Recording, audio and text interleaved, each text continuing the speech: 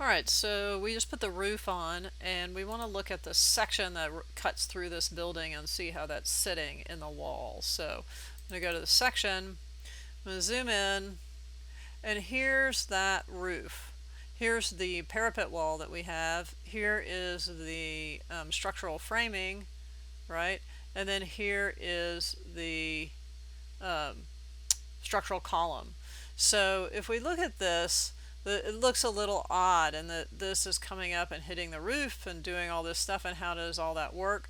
So let's look at the wall section, right? So if we come into the wall section for the columned area, you'll see that this is not a full 9.5 inch. It's actually 2 by 6 with a 7/16 OSB on it for the parapet. And then when it's above, when it gets above the roof, we actually have a little 2 by 4, 2 by 6 parapet above there. So you can see the difference between the two. So we can adjust for that. The other thing that is a little different, that I think is probably a little bit of a coordination issue, is if we go in and take a look at where the column is located off of the face of the, right here, if we come down and look at the corner of the building, there's the face of the OSB on the SIPs, and the center of the column is 8 inches in, right? But if we go to the structural plan, the foundation plan, the center of the pad is 8 3/4 inches from where the grid would be. So there's a 3/4 inch difference. So really, we made it with a 3/4 inch because we started with the foundation, but really this should, all of these columns should move out 3/4 of an inch, and that would sort of accommodate the 2 by 6 and the movement of the column should accommodate for that whole system. So if I minimize this, this guy becomes a 2 by 6, this guy moves out 3/4 of an inch, so it's not interfering with all of that, and that should work. So let's go ahead and do this. So I'm going to pick the parapet for right now, and I'm going to edit type, and I'm going to go edit the structure. Notice that the finished face exterior is where it's sitting, so it's not going to move here. When I change the size of it, it's all going to push out. If it was set to the middle, it would move from the middle. So that's very important that the location line be on the finished face exterior, right? So I'm going to come in and I'm going to change this 9 1/4 to 5.5 inches. Whoops, get rid of the double inch. And then on the interior side, and then I'm going to click OK and click OK. And you're going to see that guy pop, right? Pop out that way. So now we've got a 2 by 6.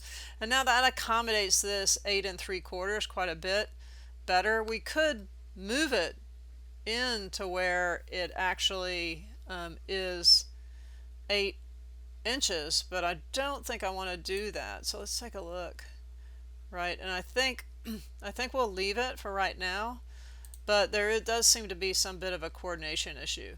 Now we could split all this and you know, have little things, but we'll come in and do detailing around it to make it work.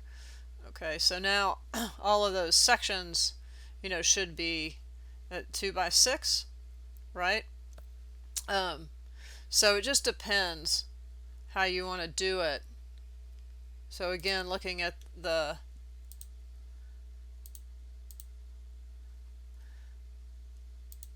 wall sections, right? Above the roof it goes to 2 by 6, and then below obviously it wants to be the larger SIPS panel. So let's take a look at what we have. And so really these walls should go up to the top of plate, right? So all of these walls down below should really go up to top of plate, and these should start at top of plate. Okay, so we can adjust those. So if we go in and sort of window across all of that, filter those out, get all the columns and grids, filter those out, and then we'll flip that up, right? We're doing bottom of parrot, but for those, if we do top of plate, right, then they'll go up to the top of plate. And then if we go through these guys, right, and we filter out everything but the walls, we'll have to do it, we'll have to flip the section and do it the other way too. And we set that guy, well, I think we should leave that guy there, right, at the base, because for this one we need a soffit there, so we'll just leave it, and we'll see how that works out. Okay.